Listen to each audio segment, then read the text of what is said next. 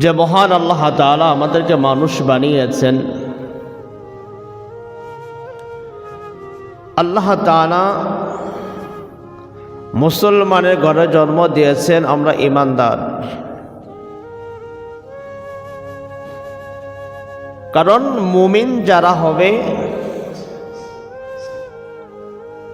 আল্লাহ তাআলার খাস বান্দা যারা হবে,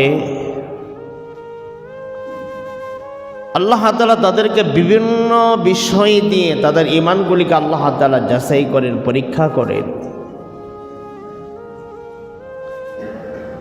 তাকে বিপদ আপদ বালা মুসিবত দিয়ে তার ঈমানগুলিকে পরীক্ষা করবেন।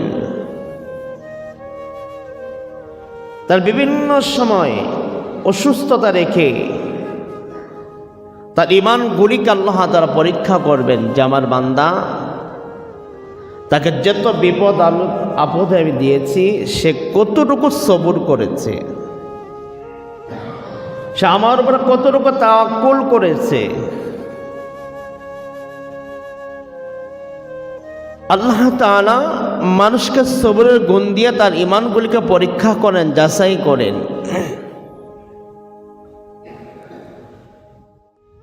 যদি কোনো আল্লাহর বান্দা বিপদ আপদ দেওয়ার পরেও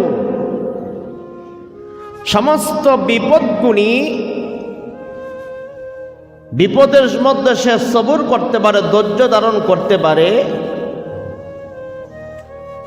তাদের পক্ষেই আল্লাহ তাআলা বলেন অবাশশিরিস সাবিরিন, ওই সমস্ত সবরকারীদেরকে আমার পক্ষ থেকে সুসংবাদ জানিয়ে দেন।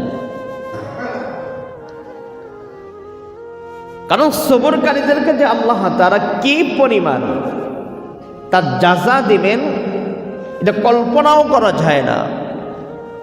বিগয়রি হিসাব, এই হিসাবে কোনো তুলনা নাই, কোনো কুল কিনারা নাই।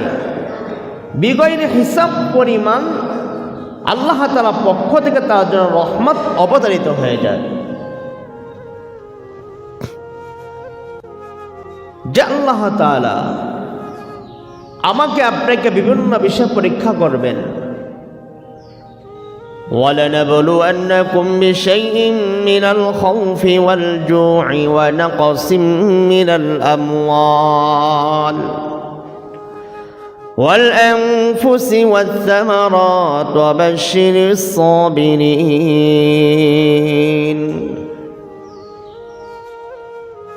বিভিন্ন ভয়, ক্ষুধা, এই সমস্ত জিনিস দিয়ে আমাকে আপনাকে আল্লাহ তাআলা পরীক্ষা করবেন। এই যে দুর্যোগপূর্ণ আবহাওয়া, যদি আপনি আমাদের বাংলাদেশের দিকে একটু তাকান তাহলে দেখবেন যে মাঠের মধ্যে ফসল পাকা হয়ে গেছে, যে অনেক জায়গায় ফসল কেটে ফেলেছে, কিন্তু ঝড় বৃষ্টির কারণে সব পানির নিচে চলে গেছে। এটাও আল্লাহ তাআলা পক্ষ থেকে আমার আপনার জন্য পরীক্ষা।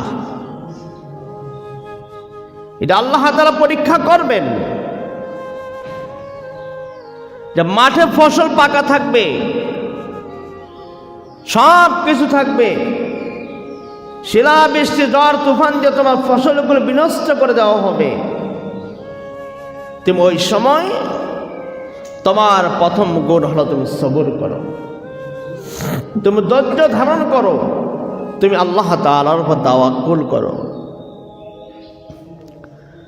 কারণ সবরের গুণটা সবার ভিতরে থাকে না। কারণ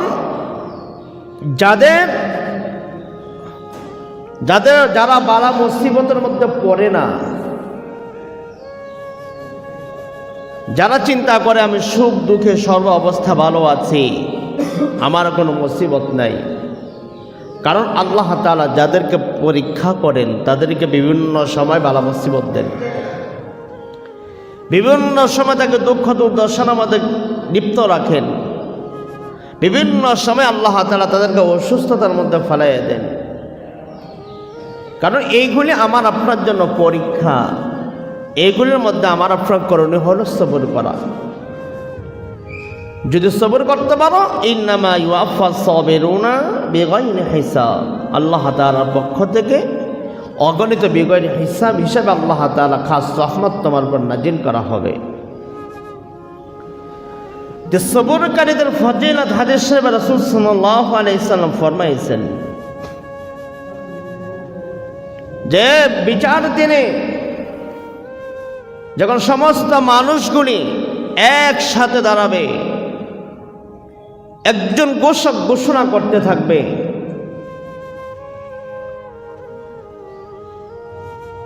আল্লাহ তাআলার কাছে পাওনাদার কারা আছো তারা পাওনা বুঝে নাও। তখন হাসরে মানুষ বরাবর যারা পাওনাদার কারা, যারা দুনিয়ার জমিনে তোমাকে অল্প হায়াতে জিন্দেগি দিয়েছে, অল্প রিজিক দিয়েছে, দুঃখ দুর্দশা বিপদ বালা মুসিবত তোমাকে চতুর্দিকে গ্রাস করেছে, তুমি আল্লাহ তাআলার হুকুম মানছো, ওই সময়ের মধ্যে থেকেও তুমি আল্লাহ তাআলার উপর সবর করেছো। যে সবরকারীরা কোথায়? যখন সমস্ত সবরকারীরা দাঁড়িয়ে যাবে, যে আল্লাহ তাআলার পক্ষ থেকে ঘোষণা করা হবে, এই সবরকারীদের গুনাহগুলি আজকের দিনে ক্ষমা করে দাও। হাশরের ময়দানে যাদের গুনাহগুলি ক্ষমা করা হবে তারা যাবে কোথায়? তার জান্নাতে চলে যাবে। আরেক রিওয়ায়াতে আসছে আল্লাহ তাআলা সবরকারীদেরকে ঘোষণা করবেন, এই সবরকারীরা তোমরা কোথায় ওঠো। একদল ফেরেশতাদের বলবে নেও তাদেরকে জান্নাতের গেটে নিয়ে যাও। তখন ফেরেশতারা যখন তাদেরকে জান্নাতের গেটে নিয়ে যাবে, এখন ফেরেশতারা প্রশ্ন করবে, আল্লাহ আপনার হুকুমে তো তাদেরকে জান্নাতের গেটে নিয়ে আসলাম, এখন কি করব? আল্লাহ তাআলা পক্ষ থেকে ঘোষণা আসবে, ইন্নামা ইউআফাস সাবিরুনা বিগাইরি হিসাব।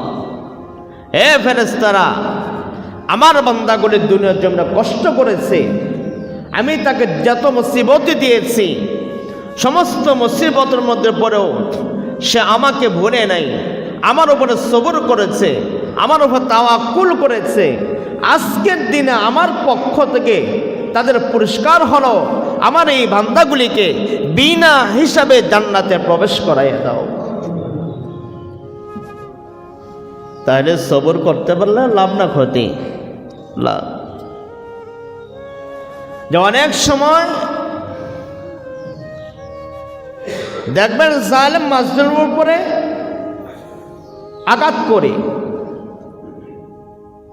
যদি আপনার প্রতি আঘাতের মতো আপনার শক্তি সামর্থ্য যদি না থাকে, বলা হয় যে তুমি আল্লাহ তাআলার উপর ছেড়ে দাও, আল্লাহ তাআলার উপর সবর করো।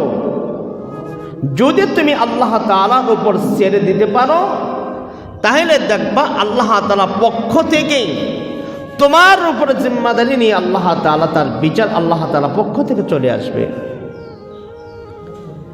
কারণ আল্লাহ তাআলা যারা সবর করেছেন বিভিন্ন সময়, তাদের ঘটনাগুলি আল্লাহ তাআলা কোরআনে কারীমের মধ্যে আল্লাহ তাআলা উল্লেখ করে দিয়েছেন যে অসুস্থতার মধ্যে সবর করো, তাহলে দেখবা আমার পক্ষ থেকে তোমার জন্য নুসরত এবং আমার রহমত তোমার দিকে কত ভেগে তোমার দিকে চলে আসে। হযরত ইব্রাহিম আলাইহিস সালাতু ওয়াস সালামের ঘটনা আনছেন যে ইব্রাহিম আলাইহিস সালাতু ওয়াস সালামকে নমরুদ অগ্নিকুণ্ডের মধ্যে নিক্ষিপ্ত করেছেন, কিন্তু ইব্রাহিম আলাইহিস সালাতু ওয়াস সালাম দুনিয়ার কোনো মানুষের কাছে সাহায্য চায় নাই। ইব্রাহিম আলাইহিস সালাতু ওয়াস সালাম এক আল্লাহ তাআলার প্রতি মুতাওয়াজ্জিহ হয়েছেন, এক আল্লাহ তাআলার প্রতি তাওয়াক্কুল করেছেন, এক আল্লাহ তাআলার উপর সবর করেছেন। যে আল্লাহ তাআলা ফেরেশতারা যখন দেখেছেন ইব্রাহিম আলাইহিস সালাতু ওয়াস সালামকে নমরুদ অগ্নিকুণ্ডে নিক্ষিপ্ত করেছেন, ফেরেশতারা প্রশ্ন করেছেন, আল্লাহ তোমার ইব্রাহিমকে বাঁচাও। তখন আল্লাহ তাআলা সমস্ত ফেরেশতা বলছেন যাও তোমরা চলে যাও। জিবরাইলকে বলছিলেন যে ইব্রাহিমকে তোমরা সাহায্য করো। জিবরাইল আলাইহিস সালাতু ওয়াস সালাম যখন ইব্রাহিম আলাইহিস সালাতু ওয়াস সালামকে বললেন, ও আল্লাহর খলিল, আপনার জন্য আমি কি সাহায্য সহযোগিতা করতে পারি বলেন। তখন ইব্রাহিম আলাইহিস সালাতু ওয়াস সালাম বলছিলেন, হে জিবরাইল শোনো, যদি আমার সাহায্য সহযোগিতা যদি প্রয়োজনই হয় তোমার কাছে আমি কেন চাবো? যে আল্লাহ তাআলা আমাকে সৃষ্টি করেছে ওই আল্লাহ তাআলার কাছে আমি চাবো, ওই আল্লাহ তাআলা আমাকে সাহায্য সহযোগিতা করবেন। আমি আল্লাহ তাআলার উপর ইস্তেকামাত আছে, তাওয়াক্কুল আছে, সবর আল্লাহ তাআলার পক্ষ থেকে আছে। যখন আল্লাহ তাআলার উপর সবর করেছেন, আল্লাহ তাআলা কোরআনে কারীমের মধ্যে আল্লাহ তাআলা ঘোষণা করে দিয়েছেন, কুলনা ইয়া নারু কুনি বারদাও ওয়া সালামান আলা ইব্রাহিম। আল্লাহ তাআলা আগুনের উপর নির্দেশনা জারি করেছেন, হে আগুন, আমার ইব্রাহিমের জন্য তুমি শান্তিদায়ক হয়ে যাও, আরামদায়ক হয়ে যাও, আমার ইব্রাহিমের জন্য কোনো কষ্ট না হয়। তো ইব্রাহিম আলাইহিস সালাতু ওয়াস সালাম যখন আল্লাহ তাআলার উপর সবর করেছেন, তাওয়াক্কুল করেছেন, যে আল্লাহ তাআলা পক্ষ থেকে নুসরত চলে আসে, আল্লাহ তাআলা খাস রহমত চলে আসছে। যে কীরকম রহমত? ইব্রাহিম আলাইহিস সালাতু ওয়াস সালাম 40 দিন পর্যন্ত আগুনের মধ্যে নিক্ষিপ্ত ছিল। যে কাফের বেঈমান যারা ছিল তারা আনন্দ উল্লাস করেছে, কিন্তু আল্লাহ তাআলা ইব্রাহিম আলাইহিস সালাতু ওয়াস সালামের জন্য আগুনকে এরকম শান্তিদায়ক করে দিয়েছেন যে ওনার গায়ে যে রশিগুলো বেঁধে ওনাকে আগুনে নিক্ষিপ্ত করা হয়েছিল সমস্ত রশিগুলো পুড়ে গেছে, কিন্তু ইব্রাহিম আলাইহিস সালাতু ওয়াস সালামের একটা পশমা আগুন পোড়ার মতো ক্ষমতা আল্লাহ তাআলা দেয় নাই।